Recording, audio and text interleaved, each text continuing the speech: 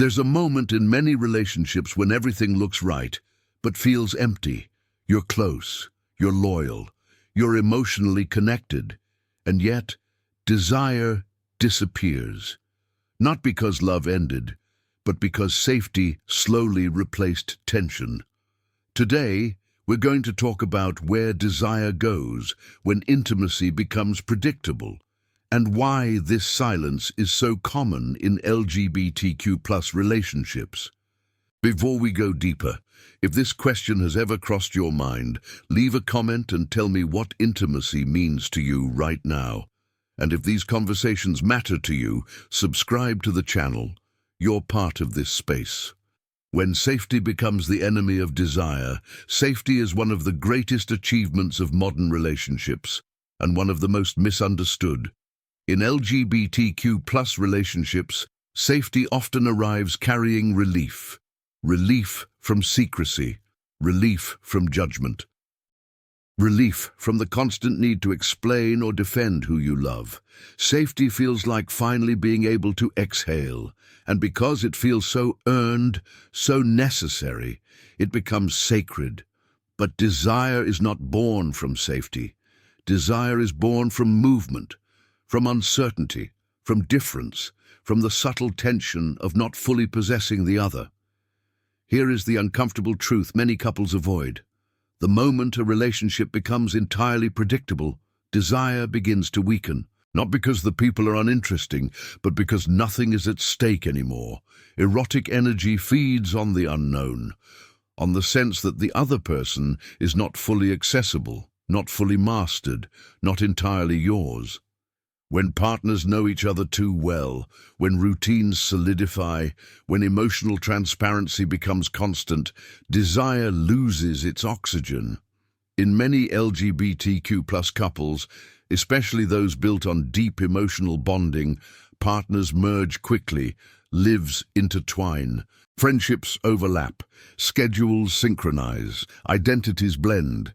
This merging feels loving, supportive, mature, but eroticism requires two distinct individuals, not two halves, not one emotional unit, two selves, standing close, but not collapsed into each other.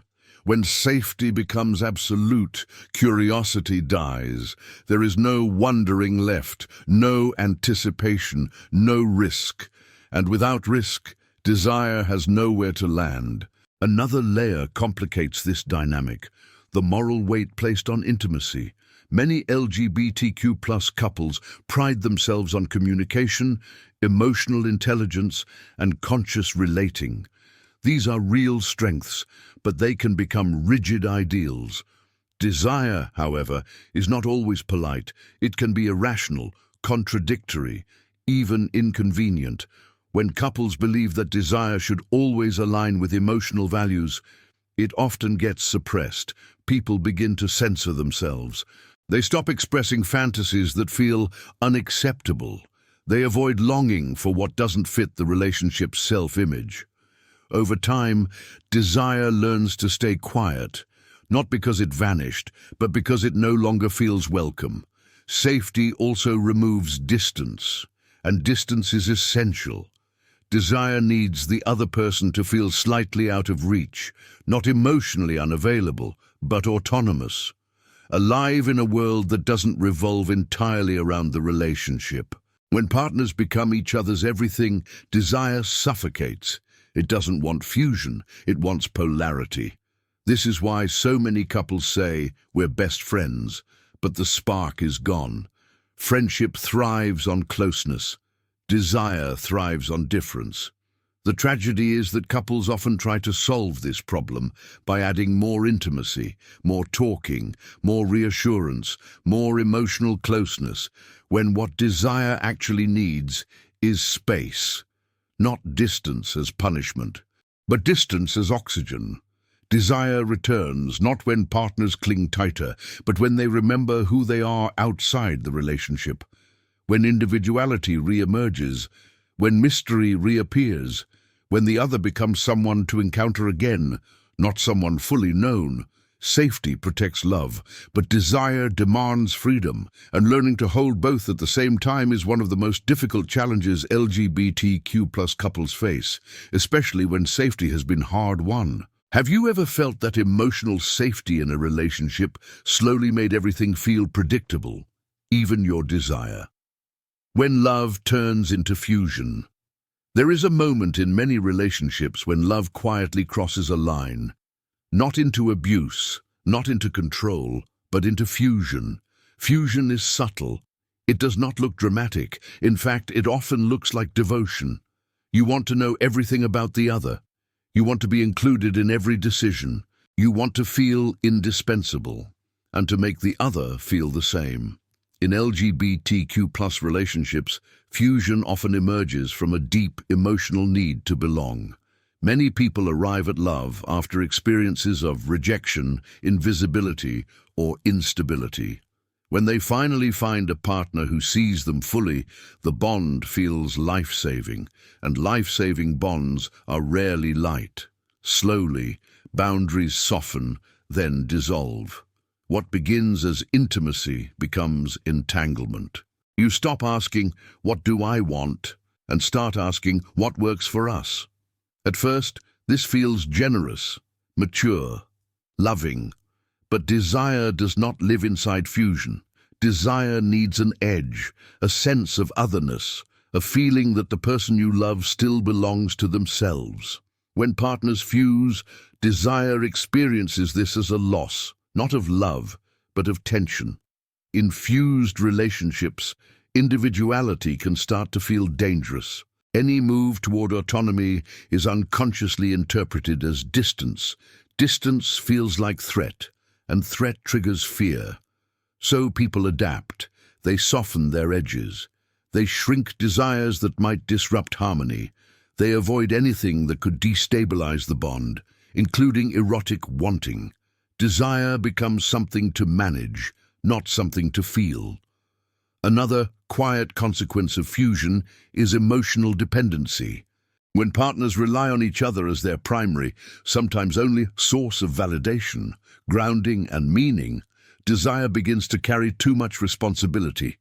Erotic energy cannot survive when it is asked to reassure, stabilize, and heal at the same time. Desire is playful, it is curious, it is alive. It cannot function when it becomes a duty. In LGBTQ+ couples, emotional dependency can be especially invisible because it is often disguised as care. Being deeply attuned to each other's emotions is celebrated. Supporting each other through external stresses feels necessary and noble. But when partners become emotionally responsible for each other's inner balance, desire loses its freedom. You cannot desire someone you feel you must protect from your own longing. You cannot want someone freely if your wanting might destabilize them. So desire retreats, not because it is weak, but because it refuses to become a caretaker.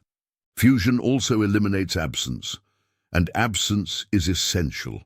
When you never miss the other, you stop imagining them. When you stop imagining, fantasy fades. And without fantasy, eroticism has no fuel. Desire lives in the space between people, not in their overlap. This is why separation, when done consciously, can feel erotic.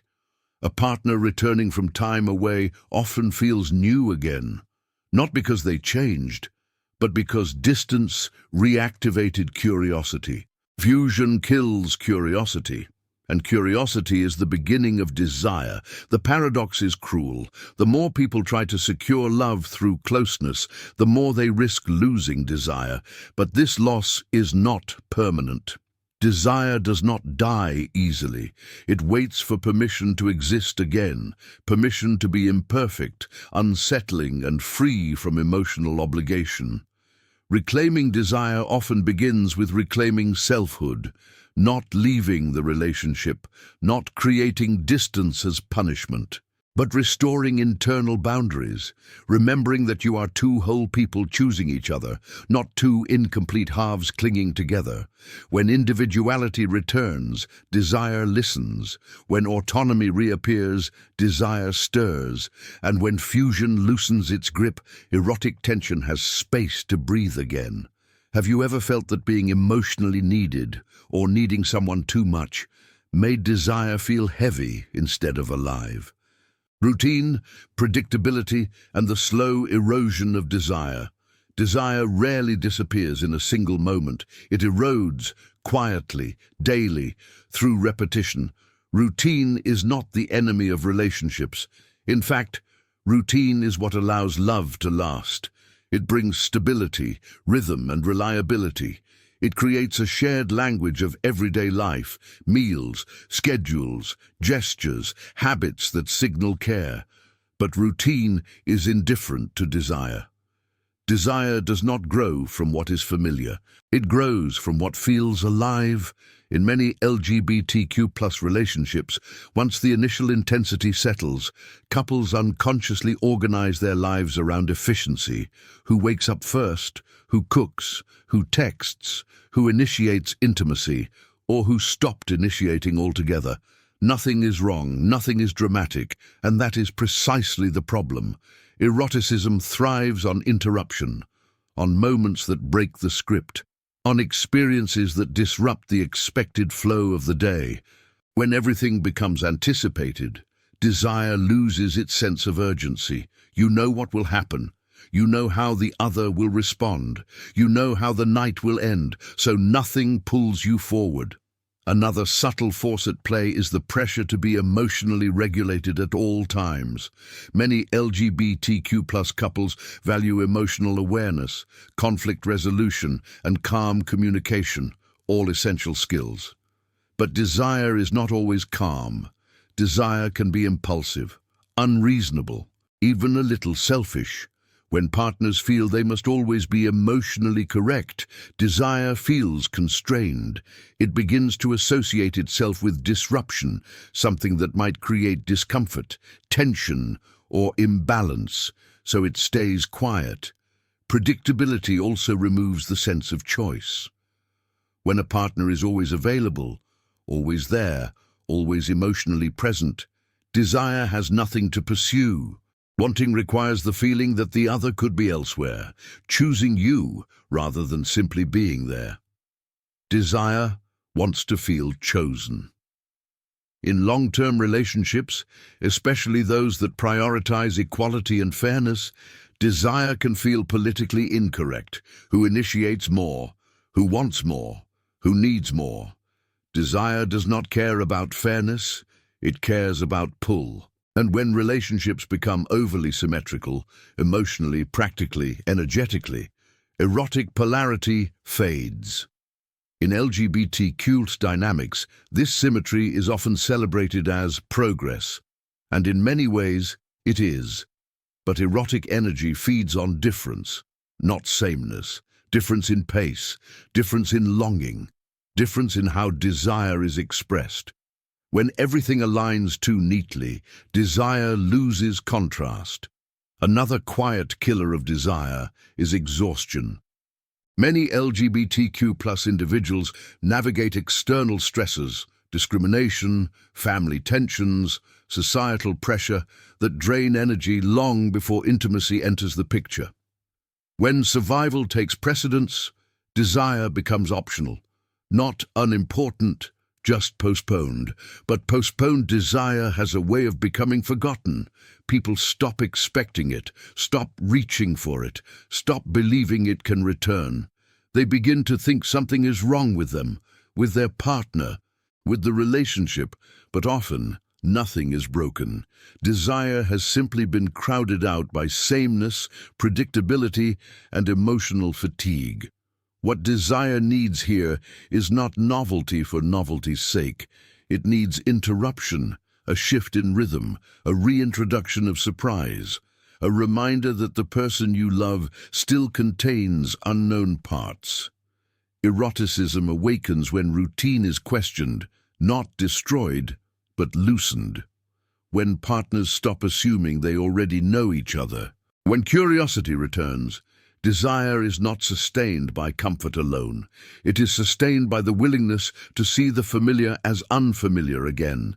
And that requires intention, not forcing passion, but making space for aliveness. Has routine ever made your relationship feel stable, but quietly drained its sense of excitement or erotic tension?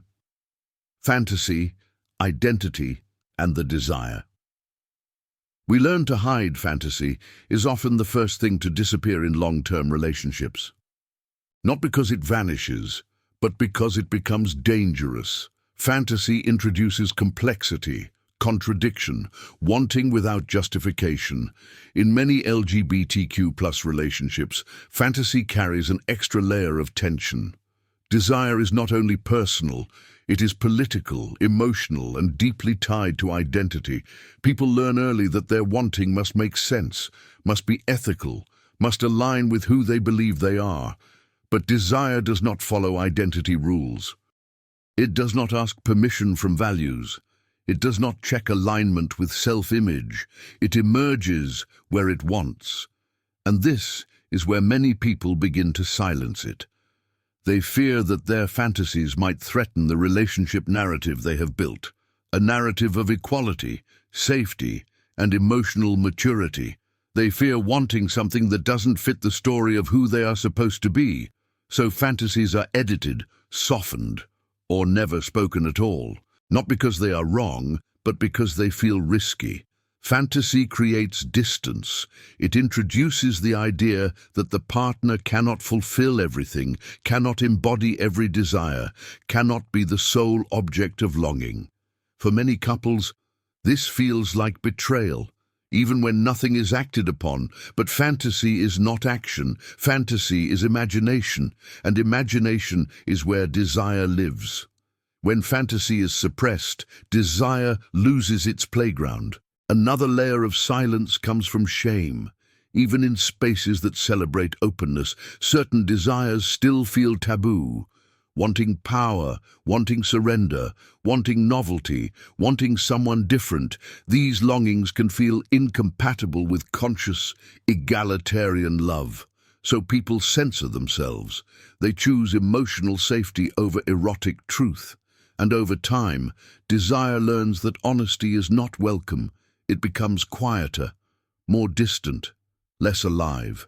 In LGBTQ+ relationships, identity is often deeply intertwined with relational values. The relationship becomes a reflection of who the couple is, socially, ethically, emotionally. This makes desire feel like something that must behave, but desire resists being well behaved. It wants complexity. It wants contradiction. It wants freedom from narrative. Fantasy does not threaten love. Silence does. When partners cannot speak their inner worlds, intimacy becomes incomplete. Emotional closeness remains, but erotic intimacy fades. Desire needs language, not to be resolved, not to be acted on, but to be acknowledged. When fantasy is allowed to exist without judgment, without obligation, desire feels safer to return, because it is no longer alone. Have you ever hidden a desire or fantasy, not because it was wrong, but because it didn't fit the version of love you thought you were supposed to live? Reclaiming desire without losing love. Desire does not return through effort. It returns through permission. Permission to be imperfect. Permission to be complex. Permission to want without immediately explaining why. Reclaiming desire is not about recreating the beginning of a relationship. It is about creating space for difference again, inside the bond, not outside of it.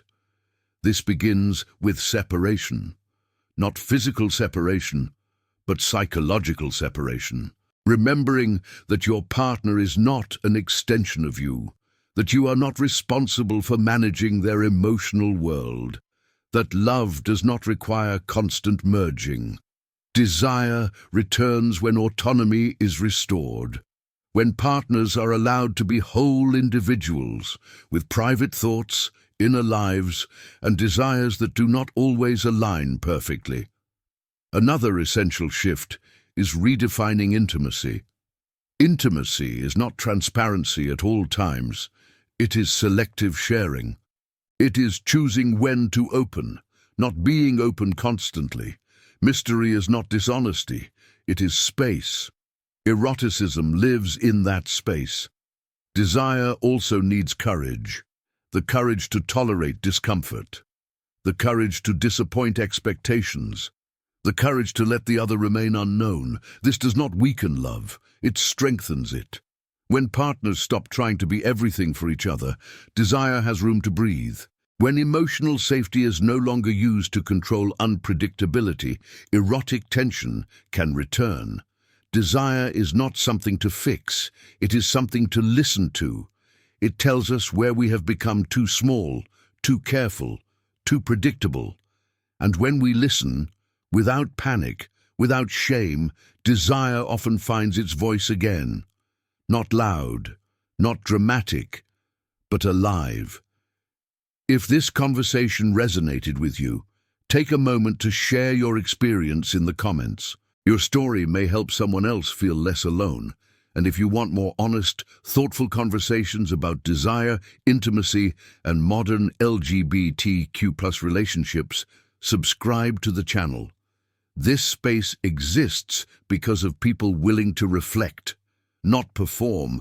What would change in your relationships if desire was allowed to exist without needing to be explained, justified, or controlled?